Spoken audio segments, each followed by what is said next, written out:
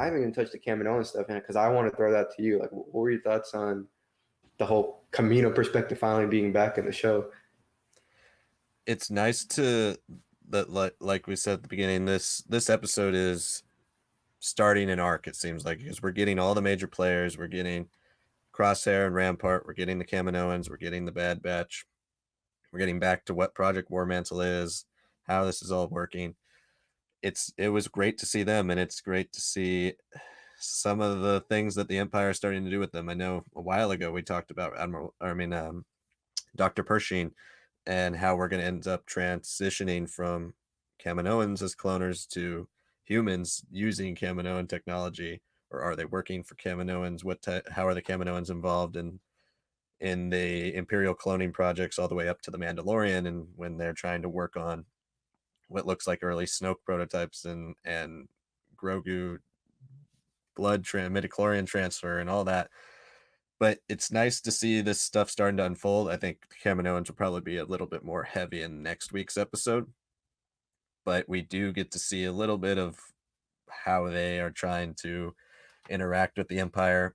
Uh, and then yeah, we have one major thing to talk about with Lama Su, and Rampart makes the comment that once he captures Nala Se, he's like, "Oh, we have a use for a scientist, but we don't have use for a politician." And then the doors close and two stormtroopers walk in and are holding Lama Su to gunpoint. Now, we never hear any blasters. I doubt he died because we didn't really learn anything about what the Kaminoans are planning to do with Omega. We didn't learn where they were going. I really wanted to see where this secret facility that they're going to all evacuate to and hide from the Empire is.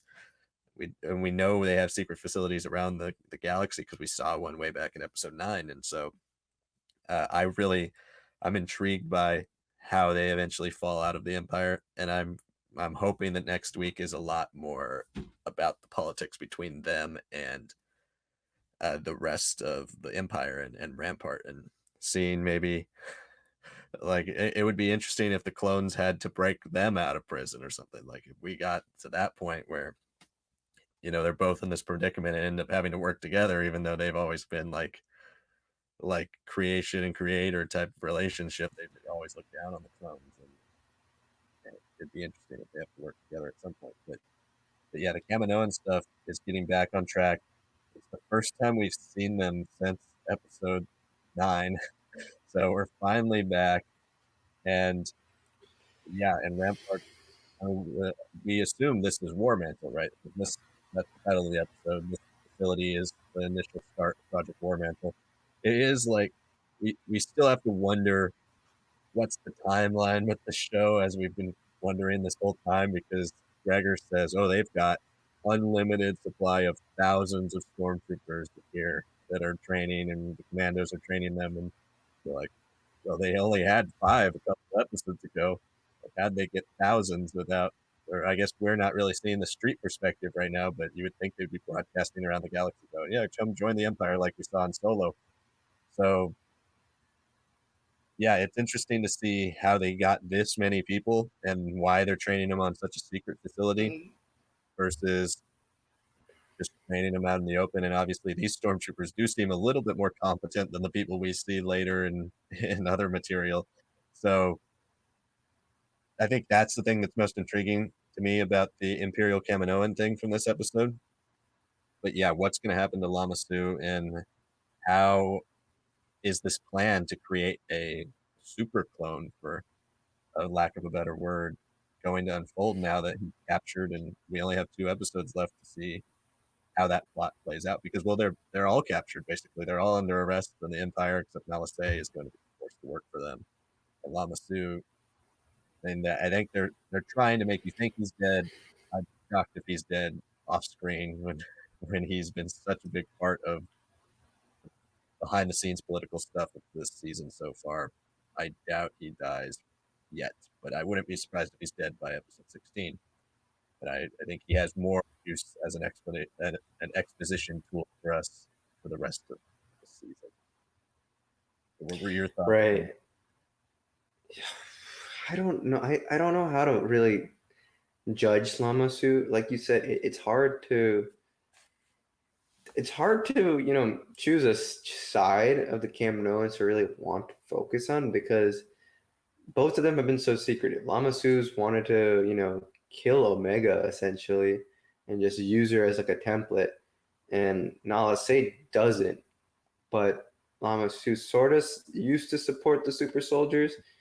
And but then at the start he didn't, but now he does. Like it's very strange. And I mean, a big point that they make in their conversation is that all of their contracts have been canceled, right? So I'm assuming that also means whatever armor they were producing, whatever equipment, whatever ships and everything. Like we see our LAATs, completely dressed in white in this episode.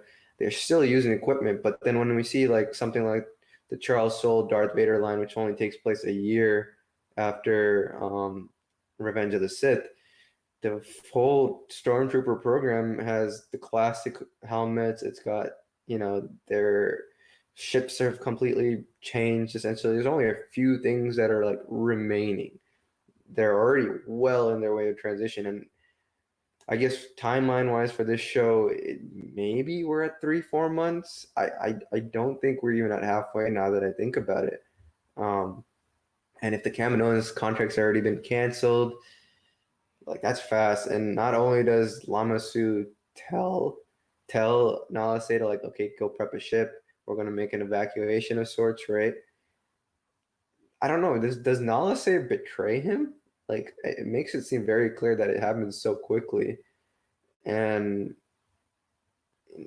the way that Rampart kind of builds it up is like, oh yeah, we caught her sneaking away, but you know, for what reason they wouldn't really know unless she divulged that, hey, I'm gonna go to another facility and do my business there, right? Because you ruined my job and my career prospects. Um, yeah, I don't think he's gonna be dead, but I think I don't know. I don't know what to really think about Lama Su's future. I could see him just being done in this show until somewhere in the next season. I can totally see that line of like, I've used of a scientist, not a politician. That's like such a George Lucas line, but I could also see that just be basically how Nala Se sold herself to Operation War Mantle and to the greater Imperial cause to just continue. I think she'll be working with humans starting next season. I don't think she'll be working with fellow Kaminoans. Um, and I think that'll tie in pretty well to the whole Mandalorian Kaminoans backed, clone research and stuff. Because I mean, the only way they're gonna be invested in cloning is if they bring the original cloners themselves. But the way Bad Batch has like kind of laid it out, and they're like, no, we didn't let them do this. We took charge of how we wanted these things to be shaped out. So yeah, I mean, I don't know if that storyline is going to continue for the finale of the season. I would think it does to some degree, but maybe not as much as we want. Um, yeah, There's a it's lot. a tough one to guess. Yeah, There's a lot behind just their eyes in that scene between Lama Su and Nala Se, because there definitely is something going on, because he seems to suspect her of betrayal, but she also kind of gives him that Dooku look when Dooku looks at Palpatine after he says like, kill him, to Anakin, and it's because he's like, oh, she'll be dealt with, and this is really right. surprising. Because he initially denies that he has anything to do with it. So yeah, I think Nala Se has proven herself not just in this show but in Clone Wars to be somebody who's very much so science first and willing to be loyal to whoever pays and funds her stuff. And we see Yeah, her experiments on fives or in all the clones and all the stuff she does with them in that fives arc in season 6. So I think, yeah, she's very much out for herself. Maybe she sees Omega as a bargaining chip for her survival with the Empire, and since Lama Su just wants to kill her and and use that to create more clones, then she's yeah, like, no, yeah, I don't want to kill her, but maybe I can turn her over to Palpatine or to Rampart and say, hey, look at this, like, I was the chief scientist on this. I maybe added a midichlorian element to her or something to her that makes her even more special than Lama Su even realizes. And I'm giving Right, her to right. you if you let me live and keep doing my work, and I can do work for you. That could be an interesting element if she's kind of, because she's been backstabbing everybody, going behind everyone's back, doing really shady stuff this whole season. And so it would be interesting to see next episode start with her like having a meeting with Tarkin or some high up Imperial official and being like, hey, Lama Su's dealt with. What about our deal? And he's like, and Tarkin or Palpatine or whoever's Yeah. like, get Omega back and then we'll talk. And that it reintroduces the bounty hunters.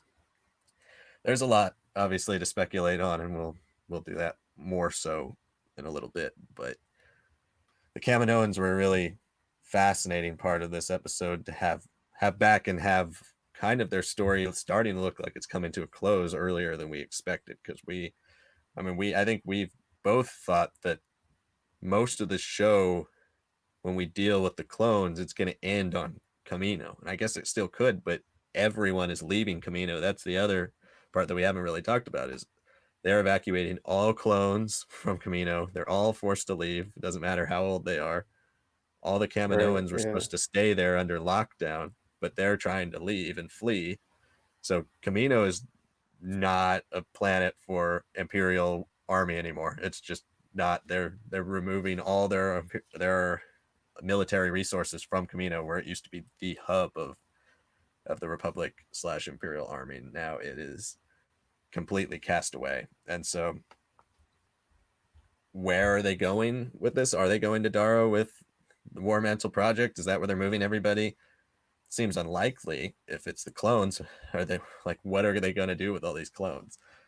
Because they're still very young clones. We saw, Boba Yeah. Fett, Clone Wars age, Omega age clones, running around on Kamino. And so these clones are still 3-4 years away from being fully fit in the army. Like, what do they do with these little kid clones? I mean, there's Yeah. some room Yeah. there for some scary stuff, but Yeah.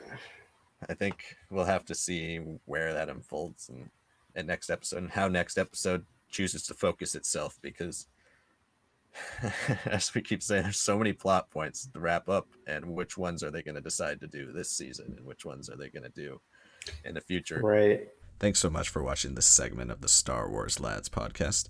If you enjoyed this content, please like the video by clicking the thumbs up button down below, and subscribe to our channel for new Star Wars content every single week. If you want to watch our full discussion, click the video on the left. Or if you want to check out one of our other awesome videos, click the video on the right.